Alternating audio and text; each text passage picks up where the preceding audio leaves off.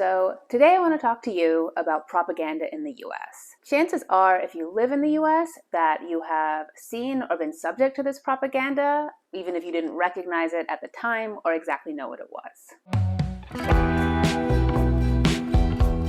Much of the subject matter I'm going to go over today comes from a book by Jason Stanley called How Propaganda Works.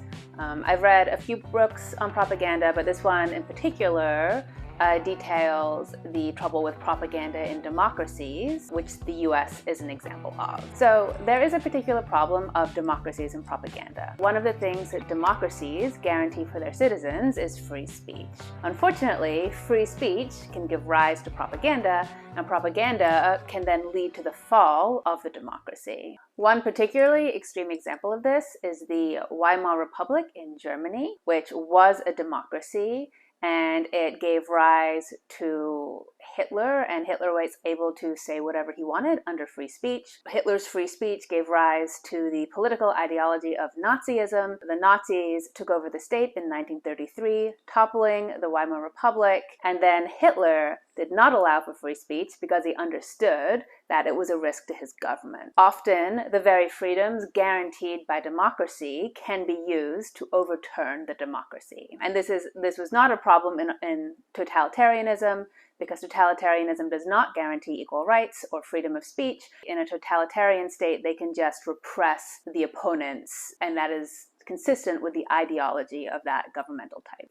So according to Stanley in his book, the base values of a democracy are liberty and equality. If we look at the American Declaration of Independence, that sure seems to track. We hold these truths to be self-evident, that all men are created equal, that they are endowed by their Creator with certain unalienable rights, that among these are life, liberty, and the pursuit of happiness.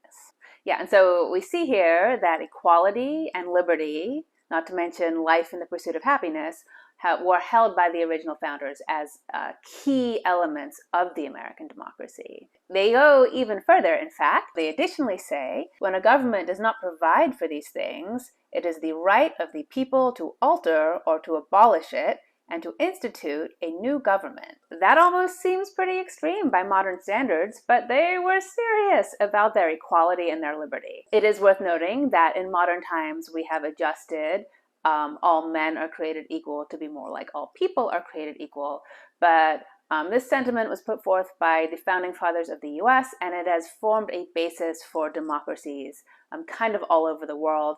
And so these values of equality and liberty are fundamental. And now there are many types of propaganda, but the one I want to talk about that Stanley highlights in his book as being the most dangerous to democracy is basically propaganda that damages these values. So propaganda that hurts the democracy. So for propaganda to hurt a democracy, it must damage the values of equality and liberty, because those are the fundamental things that will guarantee a democracy. However, for propaganda to be accepted in a democracy, it must appear to be putting forth the values of equality and liberty. To have damaging propaganda in a democracy, you both need to be pushing inequality, but pretending that you're actually pushing equality when you're pushing inequality. For example, if I decided to start saying, I think that I should be a dictator and everyone should just do what I say, people in the democracy would start complaining, like, this is America, we don't do that. So if you do want to gain disproportionate control in the United States, you have to start obfuscating your true intention. So one particular goal of democracy-damaging propaganda in the United States is to hide inequality and to hide where people are being deprived of their liberty and pretend this, in fact, is guaranteeing liberty. There's been a fairly long movement towards this, as far as I can understand, around a century. There was a political philosopher, James Burnham, who predicted the rise of what he called a managerial society in his book, The Managerial Revolution. And what Burnham claimed, both capitalism and socialism were slowly disappearing, and there was a rise of a new managerial state where people who controlled production controlled the state. He referred to these people as managers, but he basically meant business owners, higher up rankings in corporations, especially the industrial sector or other sectors that were in control of production, would start to be able to put pressure on and to control the state. Society would be oriented to continue privileging these managers and their control. It kind of seems like where we're at. It does appear that the CEOs of companies, these sort of higher up people who control corporations, do functionally control the state. This is seen as a trajectory that America was on decades ago. It had its roots in things that were starting right at the beginning of the 1900s. And what was happening is that people were starting to value efficiency over equality. Especially market efficiency was starting to be seen as more important than equality. When people were under the sway of this propaganda, they kind of believed that market efficiency was equality, or it was giving everyone a fair shot, and that those who rose to the top got there under fair means, and that they had a right to control certain things. Here is a quote from Elon Musk, which I believe kind of epitomizes this way of thinking. Who is best at capital allocation? Government or entrepreneurs is indeed what it comes down to. Naturally, Elon Musk's point of view is that entrepreneurs are better at capital allocation, and so therefore they should be the ones who get to control what money gets spent on. That is an appealing argument in a way. I think many of us feel frustrated about the government is wasteful, about government spending, that it's taking our money and we're not getting a lot back for it. It appeals to this side of us like, oh, like these people have had a successful company. They probably know how to spend money better. Of course, the flip side of that question is, who do you want controlling your life? A random rich dude or a democratically elected representative who, at least theoretically, you could kick out if they were behaving too abusively. This kind of starts getting into the problem, giving power to these rich managerial people. They are beholden to no one. And so what that means is they effectively end up with unchecked power proportionate to their finances. As another example of this involving Elon Musk recently got into a discussion with someone at the World Bank, and this person at the World Bank claimed for $6 billion of Elon's like $280 billion net worth, you could save 42 million people from starvation. And now Elon Musk has other ideas of what I think he would like to do with his money. It seems that his primary goals are reaching Mars and, in his own words, preserving the light of human consciousness. That's a noble goal. I would like humans to go to Mars. I would like to preserve the light of human consciousness. But what about those 42 million consciousnesses who are starving to death? Is the goal of going to Mars worth more than 42 million people's lives? I'm not even going to say it is or it isn't. I'm just going to say that we as a society do not get to have a discussion on that. Elon Musk, because he is wealthy and has, by our standards, the right to control that degree of wealth,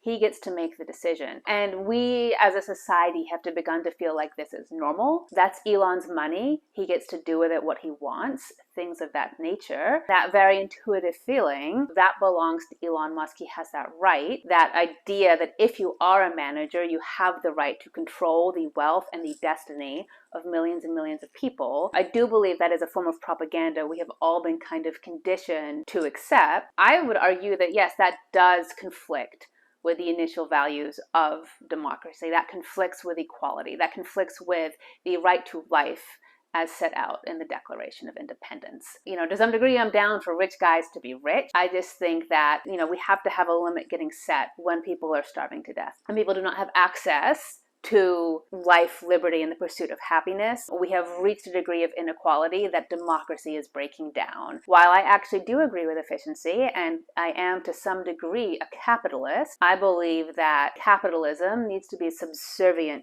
to democracy. While I personally, possibly because I have absorbed propaganda, while I do personally believe in things like market efficiency, I think that it must always be subservient to equality, life, liberty, and the pursuit of happiness. Those values must be held higher than the value that people who are efficient at spending and using money and get to control that for other people. If these very wealthy business people are not willing to help raise the lowest standard of living for people starving to death, I do think that that is a limit that we should put on their wealth. And I know that some people may just see me as a lefty liberal who is promoting leftist point of views. However, I would like to point out that this serious undermining propaganda in the US has transcended the liberal-conservative divide. Actually, many members of this managerial class are very socially liberal or otherwise quite hard left. Not all of them, some of them are quite hard right. And what happens is as the population, the bulk population of the democracy, liberal and conservative, have been split and arguing on other issues. This has allowed the managerial class kind of time to solidify their position unchecked by kind of doubling down on these values, and this value of basically whatever you earn in the market is yours and you have a right to, and you have a right to control. Even if that means controlling the destiny and taking away from the equality and freedom of many other people. I'm not suggesting that we just mindlessly tax the rich. I think that many of us, myself included, are feeling some skepticism for the government. While part of me wouldn't mind taking $6 billion of Elon Musk's dollars and feeding the poor, I have no reason to think the government would do that. They might take those $6 billion and bomb Iraq, right? I don't have a simple solution to this. All I was really wanting to get across in this video is I wanted to start pointing out areas of our own intuition that feel correct, that they feel like they're part of democracy, they feel like they're part of equality, but in fact they might be undermining those very things. And I think that we need to start bringing back this value of equality and these values of liberty and this idea that people have the right to control their own lives, their own destiny. Just because some rich guy hit the lottery in the market, that doesn't give him the right to tell other people how to control their lives. Right now, if you basically don't get a job working for a very rich man, you will starve.